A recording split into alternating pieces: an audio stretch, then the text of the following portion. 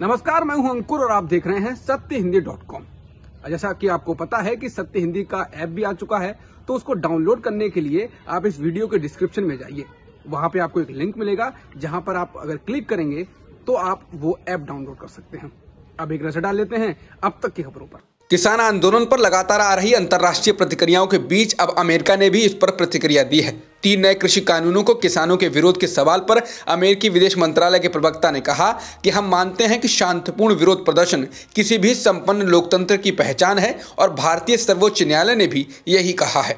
अमेरिकी विदेश मंत्रालय के प्रवक्ता ने यह भी कहा कि अमेरिका प्रोत्साहित करता है कि बातचीत के माध्यम से पार्टियों के बीच किसी भी मतभेद को हल किया जाए। हालांकि विदेश मंत्रालय के प्रवक्ता ने कृषि कानूनों के सुधार का स्वागत भी किया है। अमेरिकी विदेश मंत्रालय के प्रवक्ता ने कृषि कानूनों के सुधार का स्वागत करते हुए कहा कि सामान्य तौर पर संयुक्त राज्य अमेरिका ऐसे कदमों का स्वागत करता है जो भारत के बाजारों की दक्षता में सुधार करेंगे और निजी क्षेत्र के निवेश को आकर्षित करेंगे। उन्होंने संकेत दिया कि बाइडेन प्रशासन कृषि क्षेत्र में सुधार के लिए भारत सरकार के कदम का समर्थन करता है, किसानों के लिए निजी निवेश और बाजार के अधिक पहुंच को आकर्षित करता है।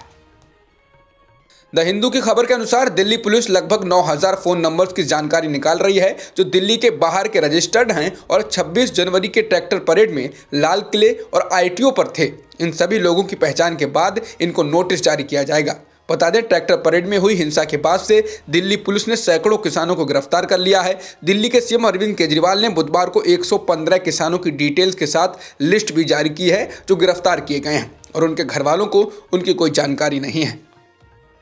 किसान आंदोलन के बाद से ही हरियाणा सरकार काफी दबाव में है और इसी बीच कांग्रेस अगले सत्र में सरकार के खिलाफ अविश्वास प्रस्ताव लाने जा रही है।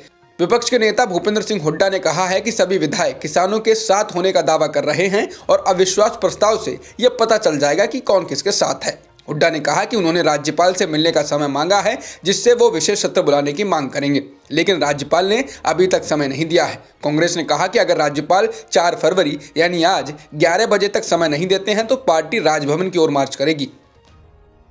बीजेपी की सहयोगी पार्टी रही अकाली दल की नेता और पूर्व केंद्रीय मंत्री हरसिमरत कौर ने कहा कि वो 100 राजनीतिक दलों के 15 सांसदों के साथ बस से गाजीपुर बॉर्डर के लिए निकल रही हैं। बता दें, राकेश टिकैत के भावुक होने के बाद से ही सभी विपक्षी दलों का साथ आंदोलन को मिल रहा है। गाजीपुर बॉर्डर आने वाले नेताओं की लंबी फहरिस्त हो गई है, जहां महाराष्ट्र से आए संजय राउत हों और बाकी कांग्रेस नेता भी। गाजीपुर बॉर्डर पर किसान आंदोलन को धार दे रहे किसान नेता राकेश टिकैत को लेकर बीजेपी विधायक नंद किशोर गुर्जर ने विवादित टिप्पणी की है। एनडीटीवी के अनुसार नंद किशोर गुर्जर ने कहा वो राकेश टिकैत से बड़े किसान हैं।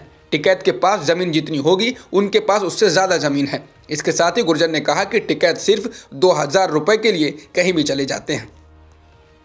राज्यसभा में आरजेडी सांसद मनोज झा ने किसानों के प्रति सरकार के रवैये पर सरकार पर हमला किया। साथ ही कहा कि हमारा लोकतंत्र मजबूत है, वो किसी के भी ट्वीट से कमजोर नहीं हो जाएगा। बता दें, झा ने ऐसा अमेरिकी पॉप सिंगर रिहाना और बाकी अंतर्राष्ट्रीय हस्तियों के किसान आंदोलन को लेकर किए गए ट्वीट को लेकर कहा, जिसके बाद बीजेपी के सभी नेता और बॉलीवुड क्रिकेट की हस्तियां भी #IndiaTogether जैसे हैशटैग के साथ ट्वीट कर एक अभियान चलाने लगे।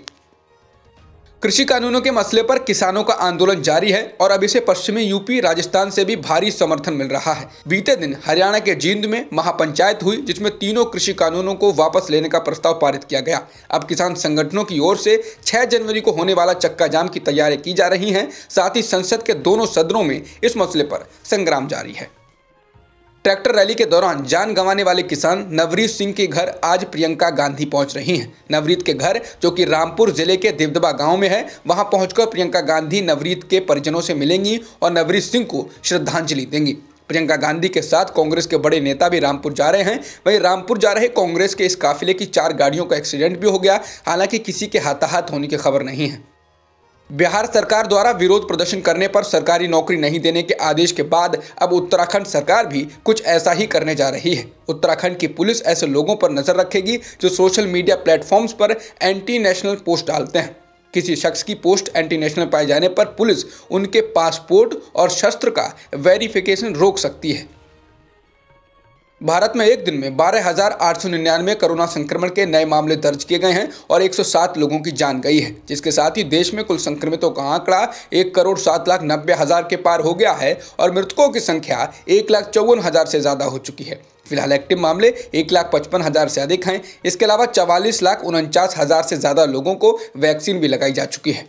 अब तक की सुर्खियों में इतना ही। बाकी खबरों के लिए बने रहिए सत्यहिंदी.com के साथ। सत्य हिंदी का ऐप डाउनलोड करें गूगल प्ले स्टोर पर।